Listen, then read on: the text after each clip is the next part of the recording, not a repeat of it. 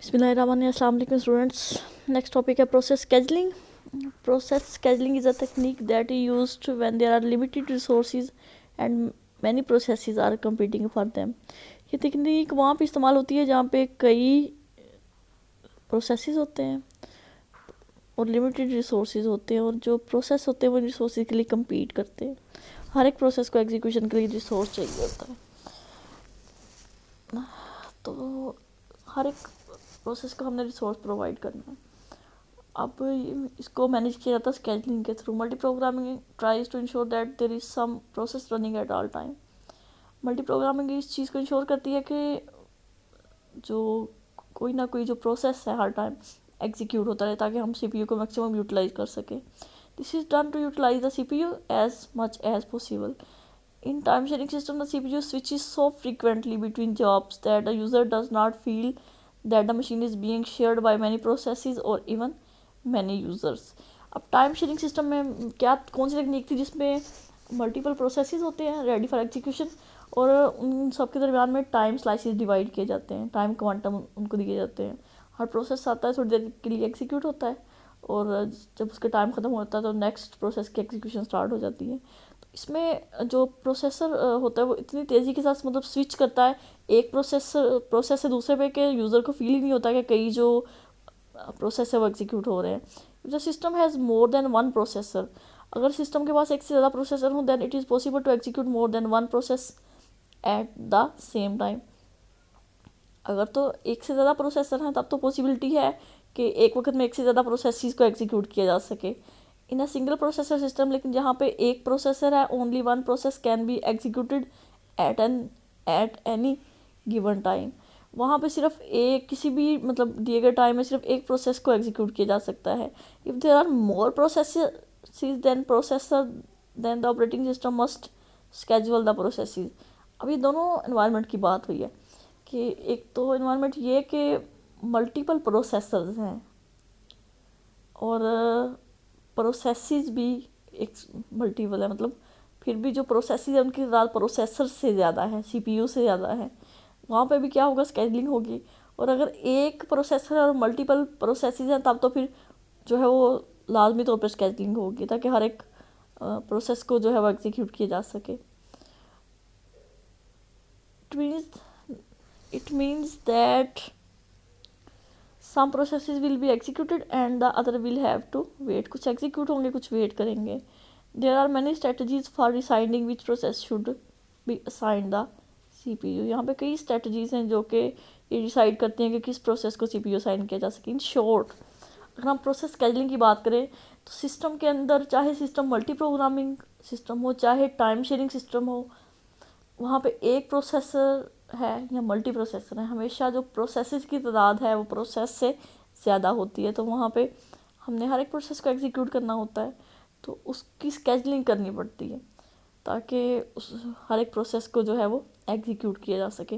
अब स्केजलिंग के लिए कई टेक्निक्स इस्तेमाल होती हैं। स्केजलिंग क्यूज़, अब डिफरेंट क्यूज़ इस्तेमाल होती है स्केजलिंग के अंदर। फर्स्ट इसमें से होती है job queue. Each entering process gets into job queue. जो भी नया प्रोसेस सिस्टम में एंटर होता है वो जॉब क्यू में चला जाता है। The processes in job queue reside on secondary storage and await the allocation of main memory. अब ये सेकेंडरी स्टोरेज पे होते हैं, मतलब वर्चुअल मेमोरी के अंदर, और वेट करते हैं कि इनको मेन मेमोरी में स्पेस मिले। उसके बाद रेडी क्यू। रेडी क्यू के अंदर जो प्रोसेसेस होते हैं उनको मेन मेमोरी में सेट किया जाता है, और यहाँ पे मतलब इनकी स्केजलिंग होती है और ये वेट कर रहे होते हैं कि इनको सीपीयू का टाइम मिले। उसके बाद वेटिंग क्यू। वेटिंग क्यू के जो प्रोसेसेस हैं वो किसी इनपुट या आउटपुट ऑपरेशन के लिए जो है वेट कर रहे हैं। जॉब क्यू यानी कि वर्चुअल मेमोरी के अंदर है, सेकेंडरी स्टोरेज के अंदर है, वहाँ पे इनको मेन मेमोरी में स्पेस चाहिए। रेडी क्यू में ये मेन मेमोरी में होते हैं, वहाँ पे इनको सीपीयू का टाइम चाहिए होता है, ये उसके लिए वेट कर रहे होते हैं कि कब मतलब इनकी एग्जीक्यूशन स्टार्ट हो। वेटिंग क्यू में ये किसी इनपुट या आउटपुट ऑपरेशन कंप्लीट होने का इंतज़ार कर रहे होते हैं कि इनपुट आउटपुट डिवाइसेस की स्पीड स्लो होती है एज़ कम्पेयर टू प्रोसेसर, तो यहाँ पे प्रोसेसेस को वेट करना पड़ता है। उसके बाद process migration between various queues.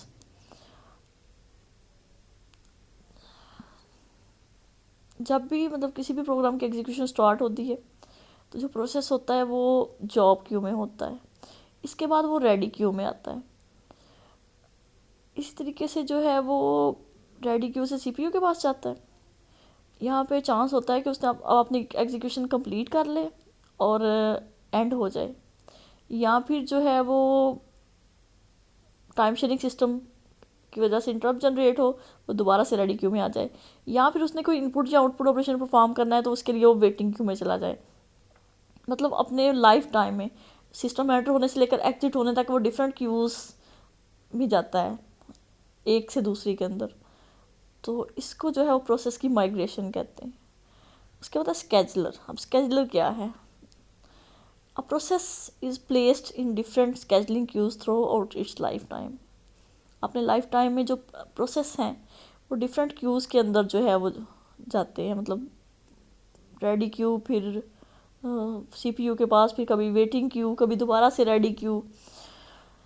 The operating system must select the processes from these queues in some way for scheduling purpose.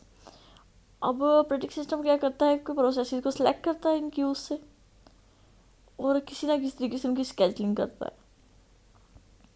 The part of the operating system related to this decision is called the scheduler. अब operating system का वो part जिसने ये काम duty perform करनी होती है, decision लेना होता है कि कौन सा प्रोसेस पहले एग्जीक्यूट होगा, कौन सा बाद में, उसको स्केजुलर कहते हैं। The algorithm used by scheduler is called the scheduling algorithm. अब जिस एल्गोरिदम के मुताबिक ये स्केजुलिंग करता है उसको हम स्केजुलिंग एल्गोरिदम कहते हैं। अब इसमें ये डिफरेंट टेक्निक्स इस्तेमाल करता है स्केजुलिंग में। टाइम शेयरिंग सिस्टम है तो टाइम स्लाइस जो है वो डिवाइड किए जाएंगे हर एक प्रोसेस में जो कि रेडी क्यू में है।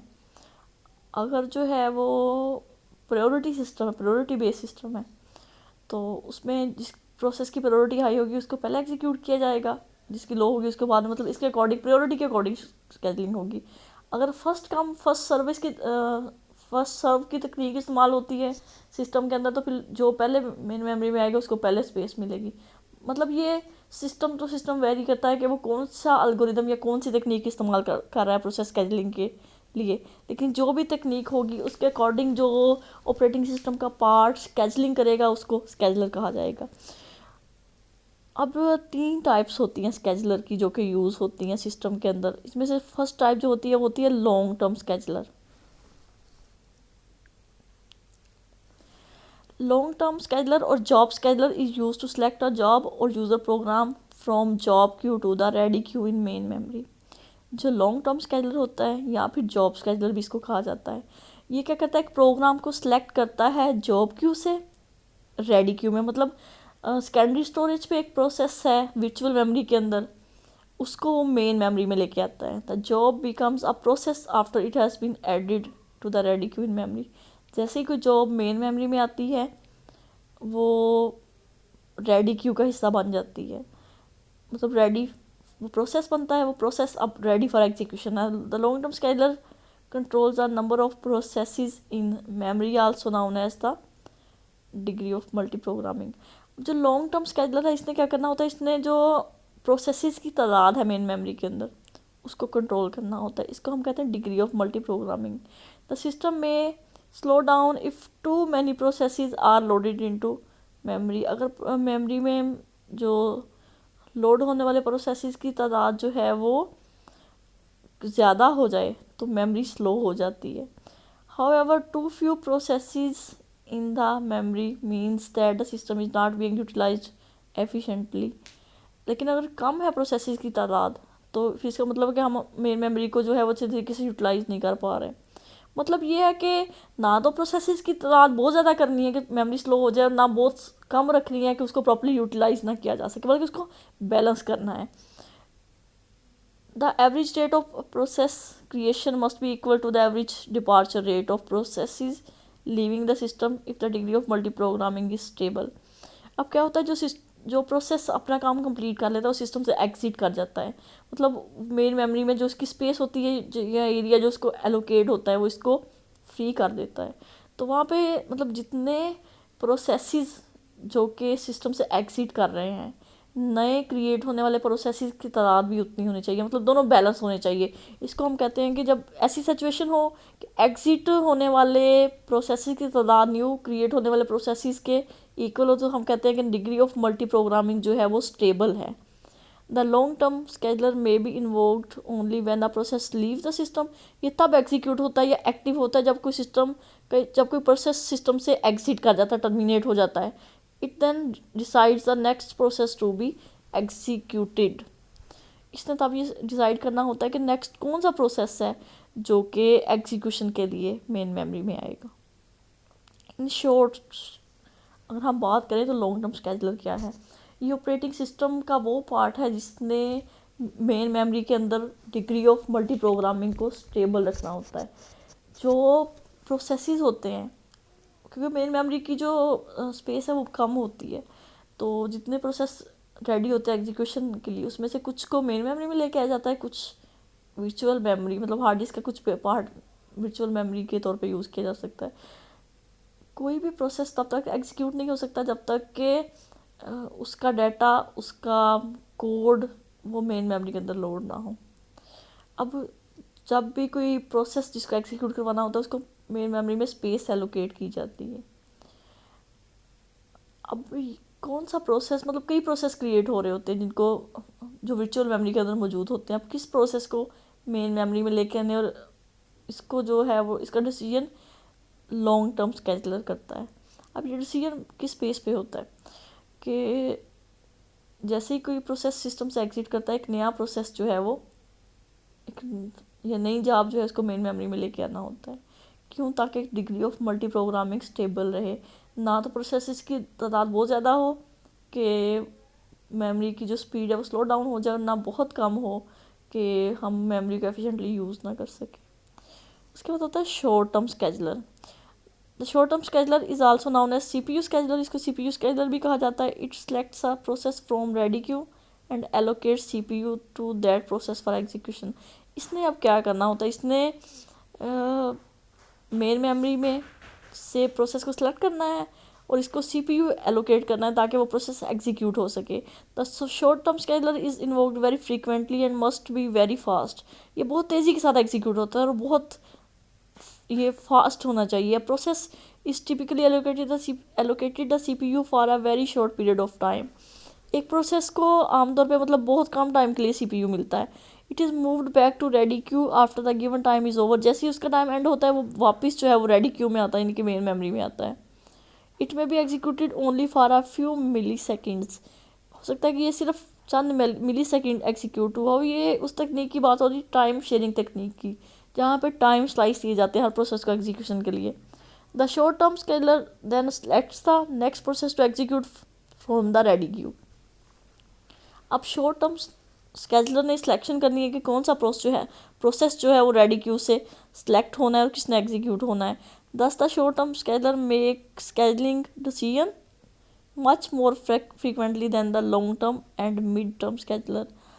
अब मतलब इसने बहुत तेज़ी के साथ ये डिसीजन लेना होता है और बहुत फ्रीक्वेंटली लेना होता है as compare to long term और मिड टर्म स्केजलर। क्योंकि प्रोसेस ने सेलेक्ट होना है, CPU के पास जाना है, अगर उसका काम ख़त्म हो गया तो वो एग्जिट करेगा, लेकिन अगर उसका काम कंप्लीट नहीं होता तो वो रेडी क्यू में वापस आ जाएगा और अपनी मतलब नेक्स्ट जो है वो अपने टाइम क्वांटम का इंतज़ार करेगा। डायग्राम को देखें यहाँ पे, जो लॉन्ग टर्म और शॉर्ट टर्म। लॉन्ग टर्म मतलब वर्चुअल मेमोरी से सिलेक्ट करता है प्रोग्राम प्रोसेस को, उसको रेडी क्यू में लेके आता है। रेडी क्यू में उसको से शॉर्ट टर्म स्केजलर उसको सिलेक्ट करता है और उसको CPU एलोकेट करता है। वहाँ पे चांस होता है कि वो एंड हो जाए या इंटरप्ट जनरेट हो या वो वेटिंग स्टेट में चला जाए।